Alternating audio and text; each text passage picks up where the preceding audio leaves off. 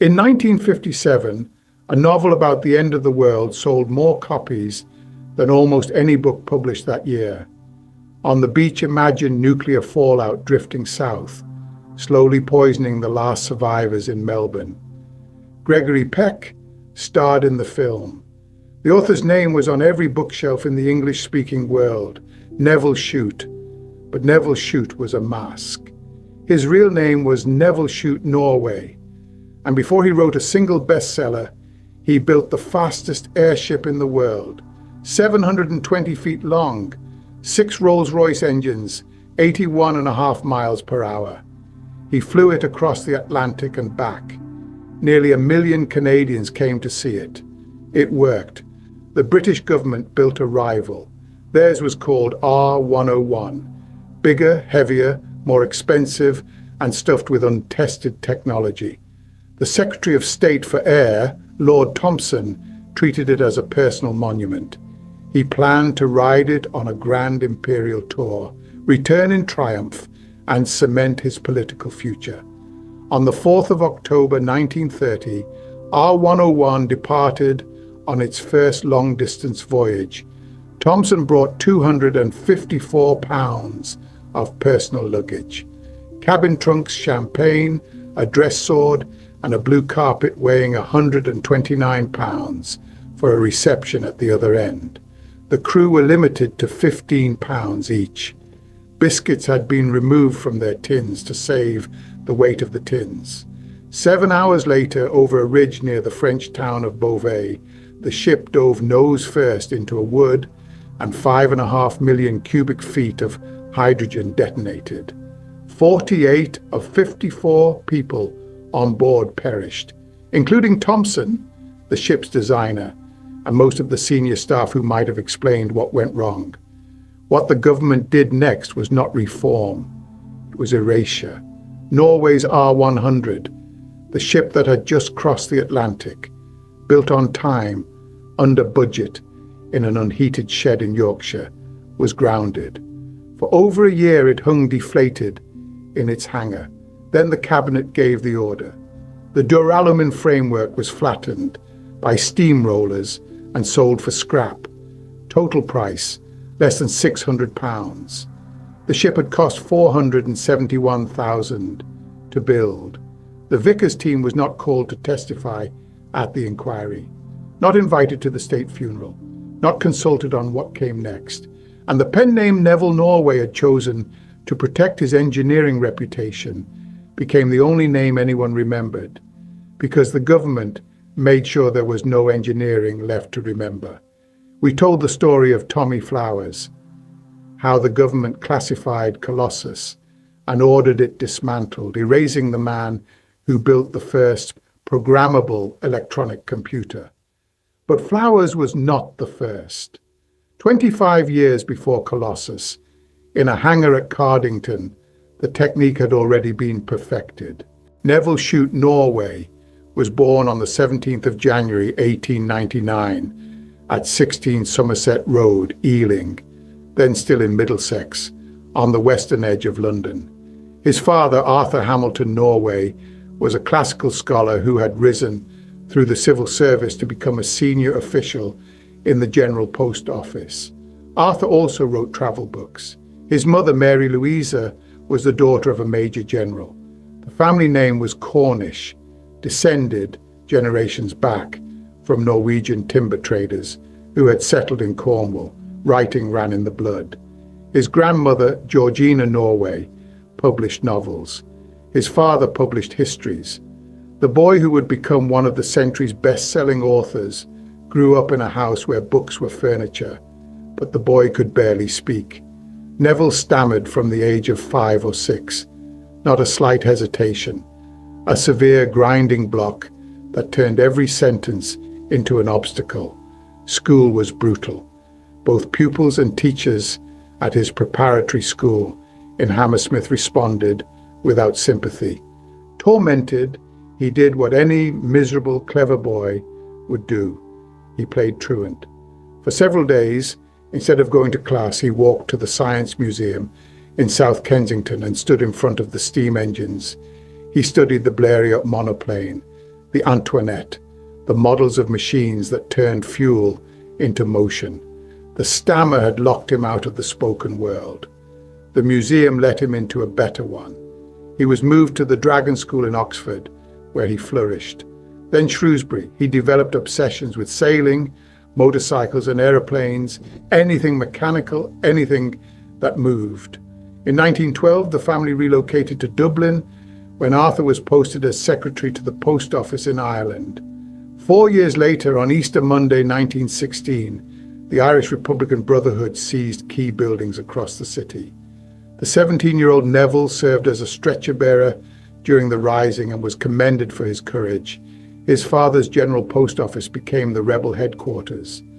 The Norways watched their world burn from a few streets away. The war took more. Nevil's elder brother Frederick von Fred was wounded near Armentières and perished on the 13th of June 1915 at Wimereux Hospital in France. He was 19. In Slide Rule, the autobiography Shute published decades later, he wrote that after Fred's passing, he had no interest in a career or any adult life. He expected to go into the army and be gone before it mattered. The Stammer saved him from that too. He passed into the Royal Military Academy at Woolwich, trained as a gunner, but was failed at his final medical examination because of the Stammer. No commission, no Royal Flying Corps. In August 1918, he enlisted as a private in the Suffolk Regiment, guarding the Isle of Grain in the Thames estuary and serving in military funeral parties during the influenza pandemic that was tearing through the camps. He buried strangers while waiting for the war to end.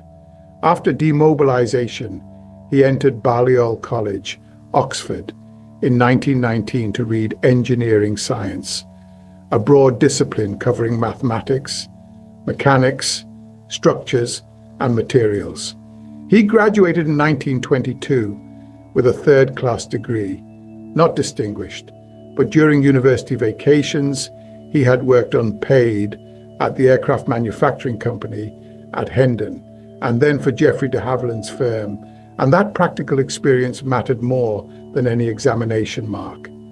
De Havilland hired him properly after Oxford, drawing office assistant, from roughly January 1923.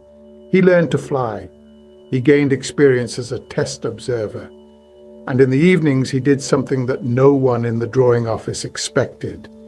He bought a typewriter. The Stammer had made speech unreliable. Writing was not. As Sir Peter Masefield later observed, the Stammer caused Shute to turn increasingly to the written word, at which he was outstandingly inventive, articulate, and adept. His first two novels were rejected by publishers.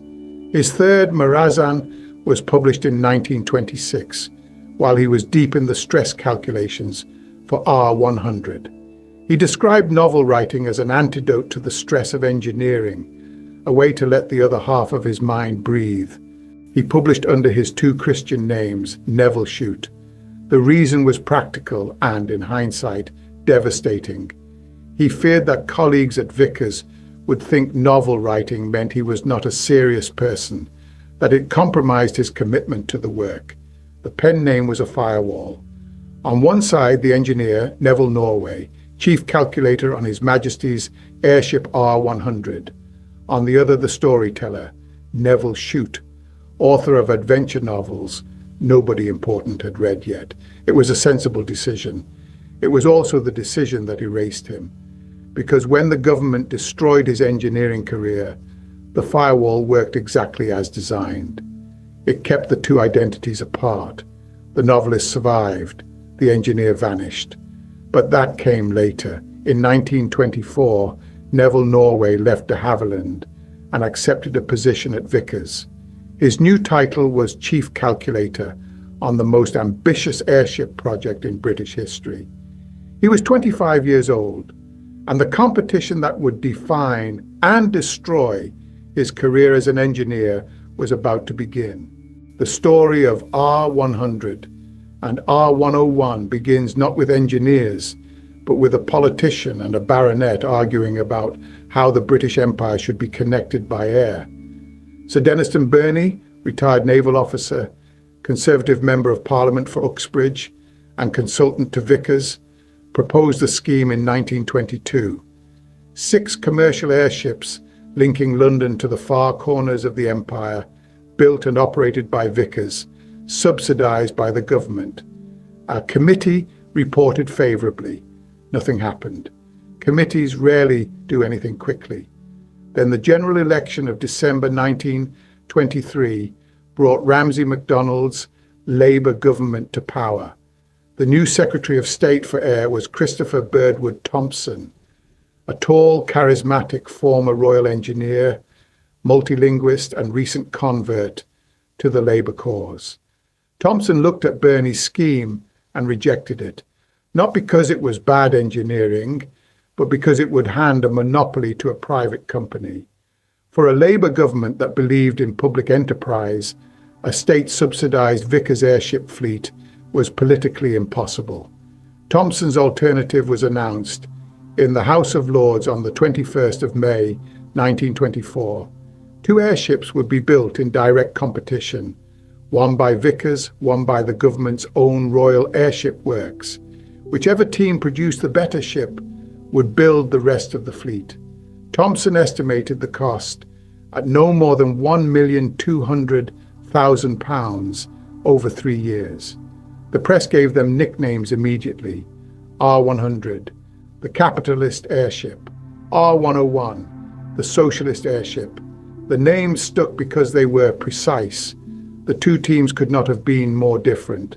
R100 was built at Howden in Yorkshire, a former Royal Naval Air Station 25 miles from Hull, with an unheated shed, a leaking roof and ice forming on the girders in winter. The chief designer was Barnes Wallis, already experienced in airship construction. The chief calculator, the man responsible for every stress analysis on every structural member, was Nevil Shute Norway. The contract was fixed price, which meant Vickers would lose money if costs overran. This brutal constraint forced elegance. Wallis designed the entire airframe from just 11 standard components, a dozen machine tools, no luxuries, no margin. The final cost came in at £471,113. R101 was built at Cardington in Bedfordshire, a purpose-built facility with effectively unlimited resources. The director of airship development was Wing Commander Colmore. The designer was Lieutenant Colonel Vincent Crane Richmond. The political overseer was Thompson himself, who had chosen Cardington as part of his peerage title, Baron Thompson of Cardington in the county of Bedford. The way Imperial heroes chose the names of their victories, there was no fixed budget ceiling.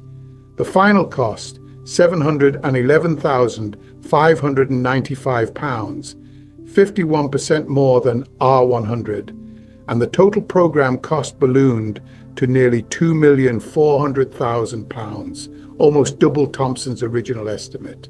The information sharing between the 2 teams was rigged from the start.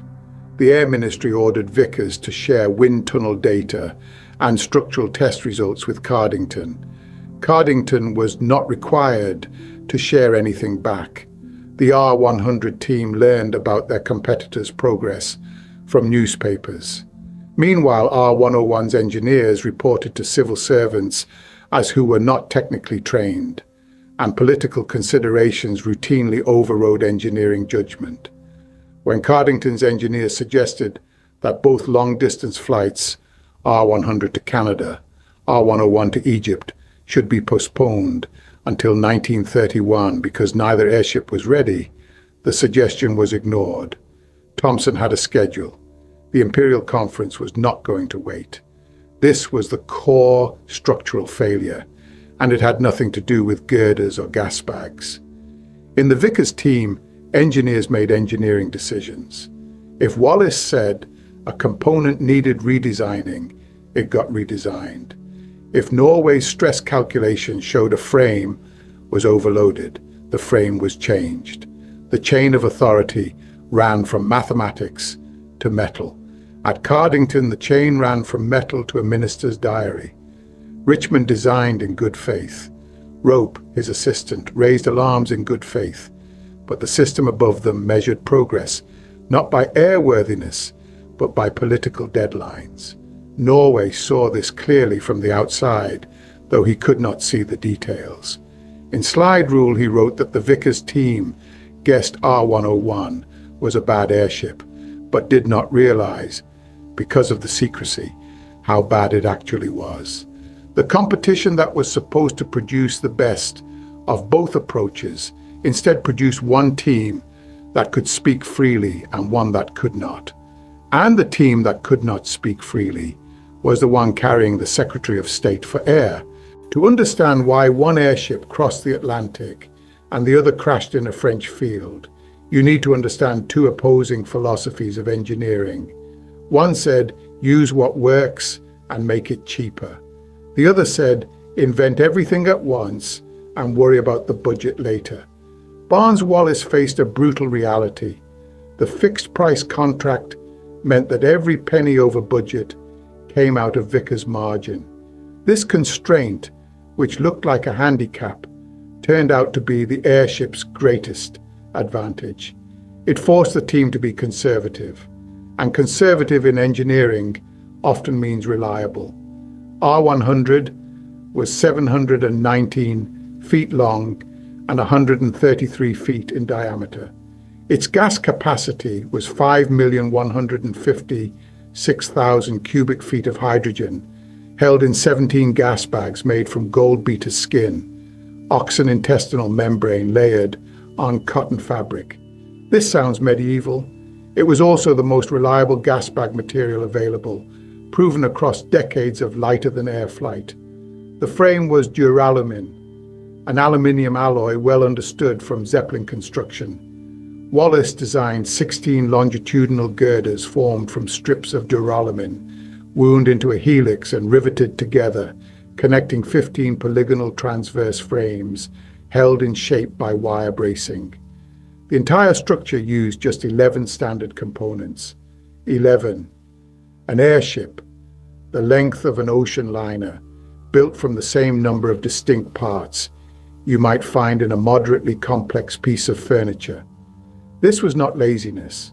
This was modular engineering that could be manufactured with a dozen machine tools in a shed with a leaking roof. Controls were operated by hand, steering wheel and cables, no servo motors, no hydraulics, light, simple, effective. The outer cover was linen, doped after fitting, a proven technique. Power came from 6 Rolls-Royce Condor, 3B petrol engines, each producing 650 horsepower for a total of 3,900. The 6 engines weighed a combined 10,424 pounds. On the 16th of January 1930, R100 hit 81.5 miles per hour, making it the fastest airship in the world. Norway's contribution was invisible to anyone watching the ship fly, but it held the entire structure together. His job as chief calculator was to compute the stresses on every frame, every girder, every joint under every conceivable loading condition. The calculations for a single transverse frame took 2 to 3 months, filling 50 foolscap sheets. He used a fuller cylindrical slide rule. Simultaneous equations with up to 7 unknowns took about a week to solve. In slide rule, he described the moment a solution emerged as producing a satisfaction almost amounting to a religious experience. This was the reality of structural analysis before computers. Months of grinding arithmetic with no certainty until the last digit balanced. Now compare all of this with R101. The government team had no budget ceiling and no reason to play it safe. They pursued multiple untested innovations simultaneously. Stainless steel structure, diesel engines, a novel gas bag harnessing system, pre-doped fabric covering, innovative pressure valves, and servo motor controls. Any one of these might have worked in isolation. Together they compounded into catastrophe. Start with the engines. The Air Ministry mandated diesel because R101 was intended for long-distance Imperial routes, where tropical heat made petrol's low flash point dangerously volatile, near 5 million cubic feet of hydrogen. The original plan called for 7 Beardmore Typhoon engines at 2,200 pounds each. When the Typhoon proved impractical, the team switched to the Beardmore Tornado. Expected weight, 3,200 pounds. Actual weight, 4,773 pounds, nearly 50% heavier than projected. Imagine building a racing car and your engine supplier delivers something half again as heavy as promised. You cannot redesign the chassis. You cannot add fuel because the extra weight has eaten your margins. That was R101. The engine count was cut from 7 to 5, reducing total power from 4,200 to just 2,925 horsepower continuous. The 5 tornadoes weighed a combined 23,300 pounds, nearly 13,000 more than R100's 6 Condors. That weight difference haunted R101 from first flight to last. The Gasbags were worse. Squadron leader Rope's harness system allowed the bags to surge against thousands of exposed fixings, bolts, nuts, taper pins protruding from the girders. The bags tore. Rope himself warned about this. After flights in July 1930, inspection revealed what the report called a large number of holes.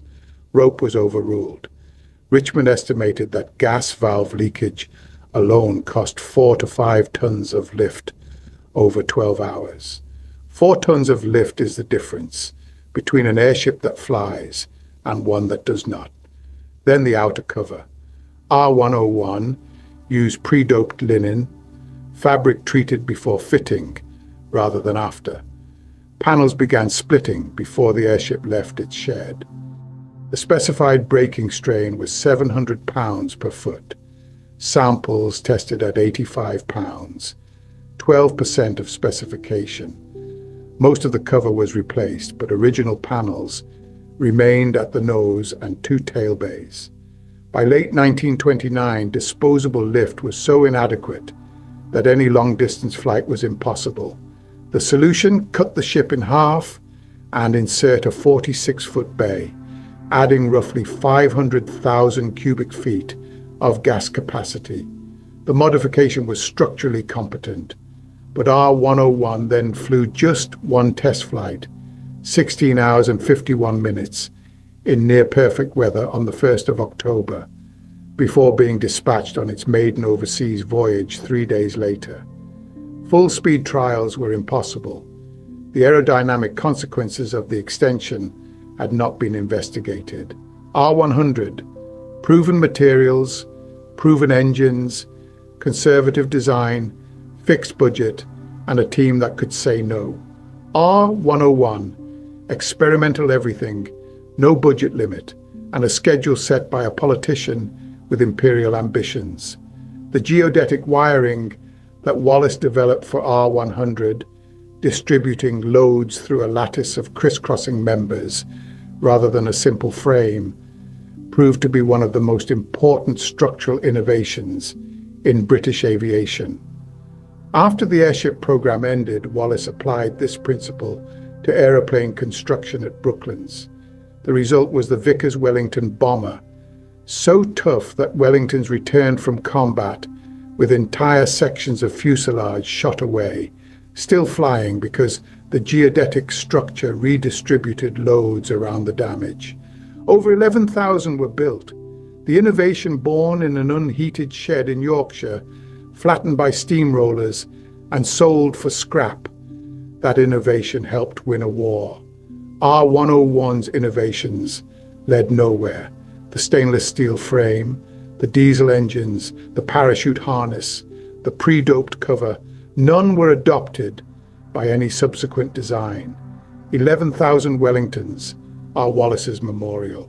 R101's memorial is a mass grave in Cardington churchyard. R100 slipped the Cardington mooring mast at 2:48 in the morning on the 29th of July, 1930.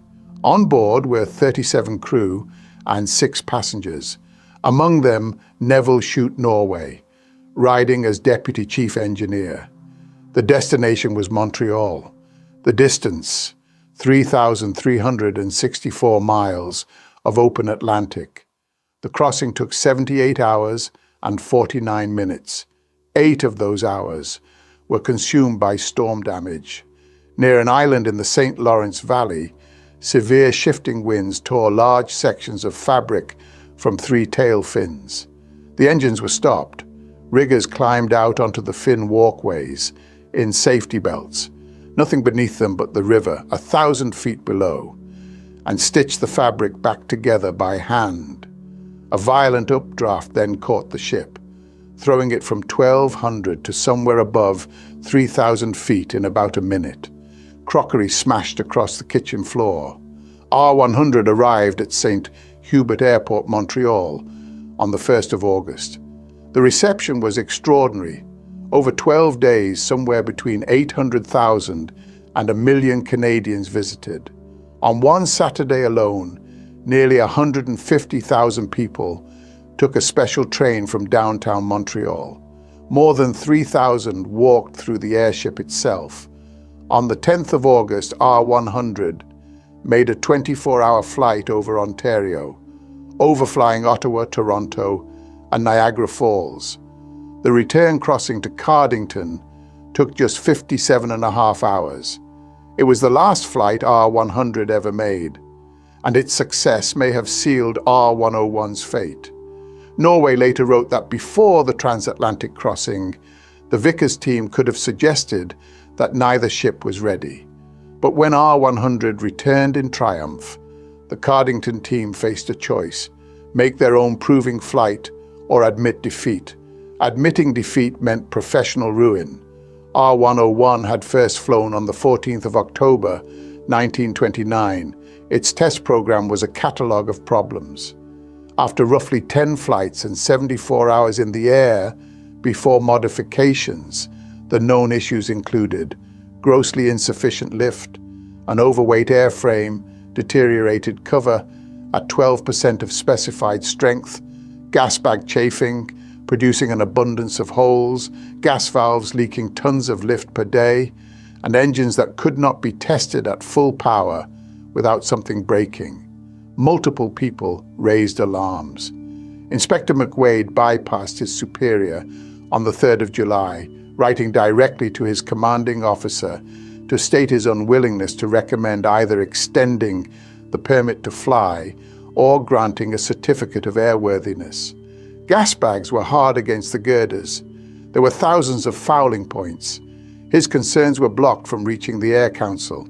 First Officer Noel Atherstone wrote in his diary, "All these window dressing stunts and joy rides before she has got an airworthiness certificate are quite wrong, but there is no one in the executive who has got the guts to put their foot down."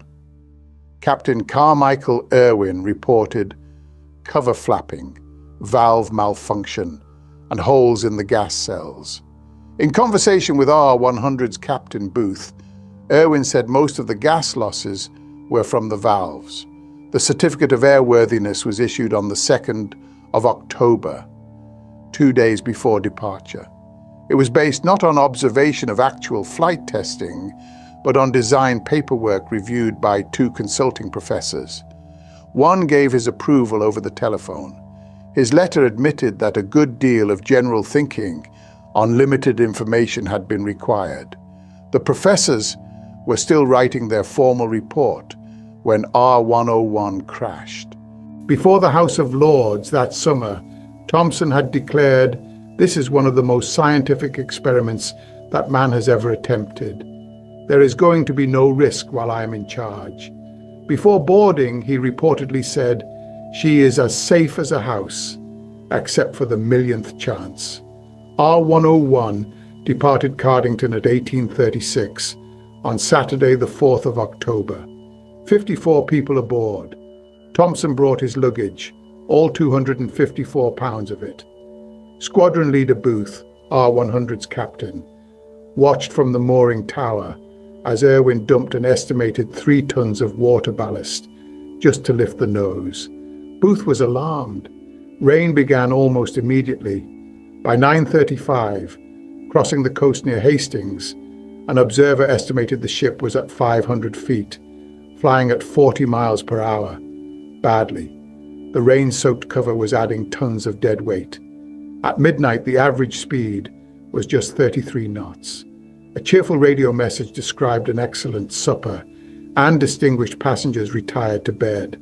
At 1:51, Le Bourget Airport calculated the ship's position near Beauvais. R101 acknowledged. Thanks. It was the final transmission. At approximately 2:07, over the Beauvais Ridge, notorious for turbulence, R101 went into an 18-degree nose-down dive. Foreman engineer Harry Leach was thrown forward. The ship lost roughly 500 feet. The crew leveled out. Leach picked up the glasses and soda siphon that had slid off his table. Less than a minute later, the ship dove again. The engine telegraph rang, reduced to slow. The ship hit the ground before anyone could respond. R101 struck the edge of a small wood near the village of Ahlon, about 4 kilometers from Beauvais, at an estimated 13 miles per hour. Leach described the impact as more a crunch than a blow. 2 seconds later, 5.5 million cubic feet of hydrogen detonated. Flames rose 300 feet. A local man watching from the fields was knocked flat by the blast. He testified that he saw figures moving in the wreckage. 48 of 54 people perished. Only 6 survived, all engineers. 4 had been stationed in external engine gondolas below the hull, away from the main fire. A burst water tank above them had doused the flames. Only Harry Leach and wireless operator Arthur Disley survived from inside the ship. Leach crawled through the burning framework, went back into the fire, and dragged Disley out. He was awarded the Albert Medal by King George V. Among the dead, Lord Thompson, whose body was never positively identified. Sir Sefton Branca, Director of Civil Aviation. Richmond, who designed the ship. Colmore, who directed the program. And Squadron Leader Rope, the man who had warned that the gasbag wiring changes would cause exactly the kind of damage that likely brought the ship down. Nearly 90,000 people queued at Westminster Hall. The Prince of Wales attended a memorial at St. Paul's Cathedral. All 48 were buried in a single grave at St. Mary's Church, Cardington. The scorched ensign from R101's tail fin hangs in the church to this day. The millionth chance had arrived 7 hours and 33 minutes into the flight.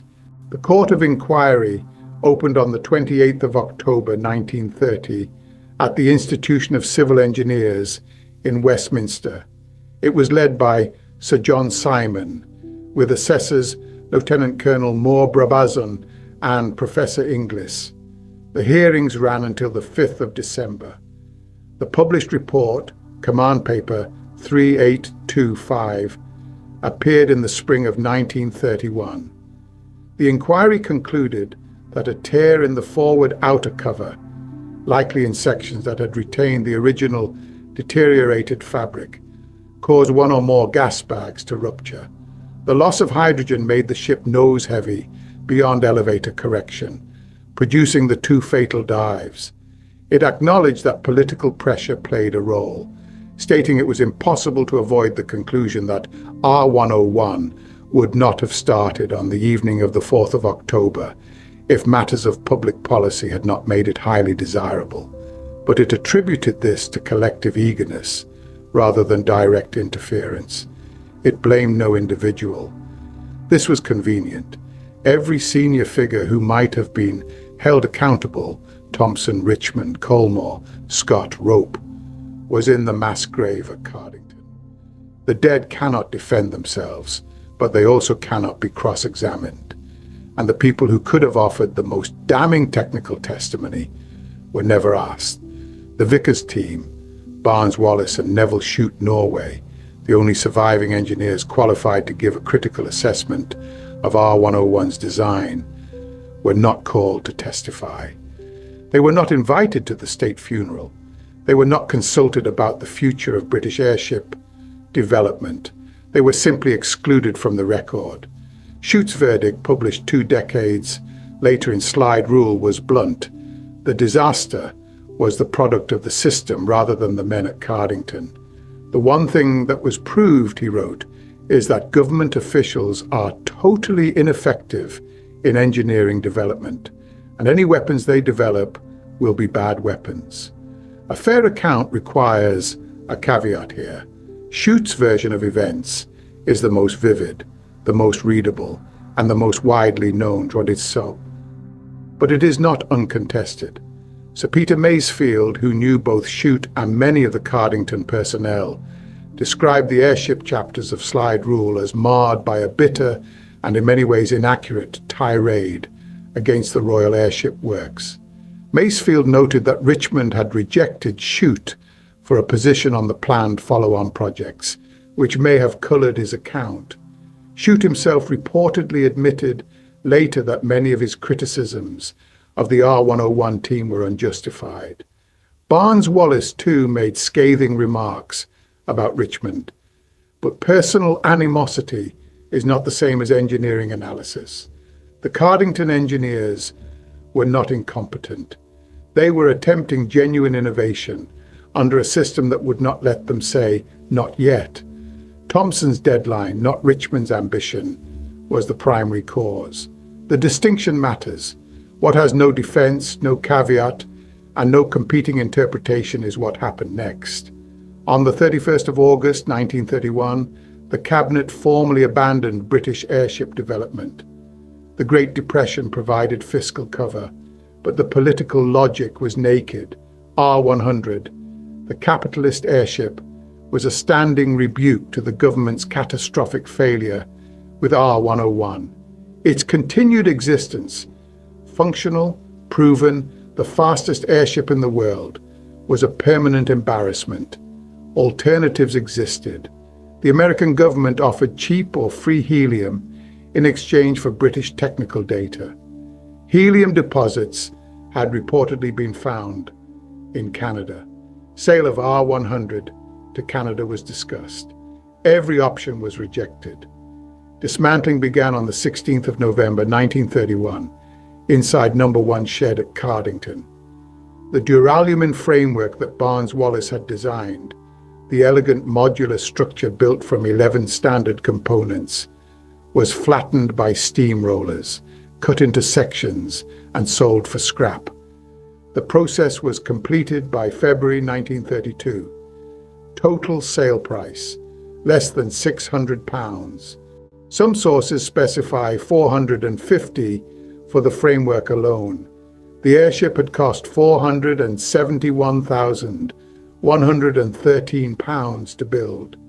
The scrap value was roughly 1/10 of 1% of the construction cost. A grim material footnote: the Zeppelin Company purchased 5,000 kilograms of duralumin salvage from R101's wreckage at Beauvais and reportedly incorporated it into the construction of the Hindenburg.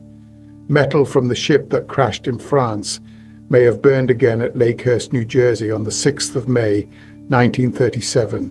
Shute did not stand still. He had already begun writing as an antidote to engineering stress. Now, with the airship program dead and his team scattered, he turned the antidote into a career. Between 1926 and 1960, he published 23 novels. No Highway in 1948 predicted metal fatigue causing aircraft crashes, anticipating the de Havilland Comet disasters of the early 1950s by half a decade. James Stewart starred in the film. A Town Like Alice in 1950 was ranked 17th on the Modern Library Readers list of the 100 best novels. On the Beach in 1957, the novel we opened with, was serialized in more than 40 newspapers worldwide, filmed with Gregory Peck and Ava Gardner, and ranked 56th on the same list. Round the Bend in 1951 was the novel Shute himself considered his finest work. He wrote under the name Nevil Shute. He was remembered as a novelist. The engineer Nevil Norway, the man who calculated the stresses that held R100 together across the Atlantic vanished from public memory as completely as the Duralumin vanished under the steamrollers. The R101 disaster ended British airship development overnight. It also shattered confidence everywhere else. The USS Akron crashed in 1933, 73 dead. The USS Macon crashed in 1935. America abandoned rigid airships. Germany continued until the Hindenburg burned at Lakehurst on the 6th of May, 1937. 36 dead, but far more visible than R101 because of Herbert Morrison's live radio broadcast and the newsreel cameras that captured it. Between them, R101 and the Hindenburg ended the rigid airship era permanently. Barnes-Wallis moved to the Vickers Aircraft Factory at Brooklands and turned R100's structural principles into aeroplanes. The geodetic airframe produced the Wellington. After that came the bouncing bomb, Operation Chastise, the 16th and 17th of May, 1943 617 Squadron, breaching the Mona and Ada dams. Then the Tall Boy and Grand Slam deep penetration bombs. Then swing-wing aircraft concepts that influenced the F-111 and the Panavia Tornado. Wallis was knighted in 1968, elected a Fellow of the Royal Society, and given a memorial service at St. Paul's Cathedral when he passed away in 1979. He became a national hero. His name is remembered. Shute's engineering life did not end with R100, though history has behaved as if it did. In 1931, with the airship program dead and his team unemployed, he co-founded Airspeed Limited with aircraft designer Hessel Tiltman. They started in half of a disused trolleybus garage on Piccadilly in York with £2,000 in capital and a handful of employees. The company produced the Airspeed Courier, the first British aircraft with a hydraulic retractable undercarriage, an innovation that earned Shute his fellowship of the Royal Aeronautical Society. The Airspeed Envoy was selected for the King's flight. Its military variant, the Airspeed Oxford, became the standard multi-engine trainer for the RAF and the Commonwealth, over 8,500 built. The Airspeed Horsa glider, roughly 3,800 produced, carried troops into Normandy on the 6th of June, 1944. Shute left the company in 1938, saying his forte was as a starter of enterprises, not a runner. De Havilland acquired a controlling interest in 1940. During the war, Shute served in the Royal Naval Volunteer Reserve as a lieutenant commander in the Directorate of Miscellaneous Weapons Development, nicknamed Wheezers and Dodgers. He helped develop the Rocket Spear anti-submarine missile, which sank its first U-boat in combat. He was sent to the Normandy beaches on D-Day as a correspondent for the Ministry of Information, and later to Burma. The engineer who could not get a commission because of his stammer ended the war, having helped arm a navy. In 1950, disillusioned with post-war Britain, Shute emigrated to Australia with his wife Frances and their 2 daughters, settling on farmland at Langwarrin, southeast of Melbourne. He became an accomplished model engineer. His workshop held a Myford Super 7 lathe and an adept shaper, and drove a white Jaguar XK140 in amateur racing. He suffered a stroke in December 1958 and passed away from a cerebral hemorrhage on the 12th of January 1960 in East Melbourne, 5 days before his 61st birthday. He had planned a second autobiography to be called Set Square, covering the years after Slide Rule. He never wrote it. The engineering half of his life remained told only in fragments. A chapter here, a footnote there, always secondary to the novels. And now, in a coincidence that would have appealed to his sense of irony, the airship is coming back to the place where his was destroyed. Hybrid Air Vehicles has developed the Airlander 10, a hybrid airship using helium, aerodynamic lift, and vectored thrust, inside shed number 1 at Cardington, the same building where R100 hung deflated for a year before the steamrollers came. The company claims 75% lower carbon emissions than conventional aircraft and plans hybrid electric propulsion. Both Cardington hangars survive as Grade 2 starred, listed buildings. Shed number 2 is now a film studio. They shot Batman and Inception inside it. Shute would have appreciated the engineering. He might have appreciated the irony more. Helium this time. No politician setting the departure date. The pen name he invented at 27 to protect his engineering career did exactly what he designed it to do. It separated the novelist from the engineer. The novelist sold millions of books, was filmed by Hollywood, and is still read today. The engineer, the man who calculated the stresses on the fastest airship ever built, who co-founded a company that produced aircraft flown on D-Day, who helped develop weapons that sank submarines. That man was erased. Not by failure, by success. The mask worked so well that the face behind it disappeared. You have read his novels. You have never heard of his airship. That was his plan. The government just made sure it worked.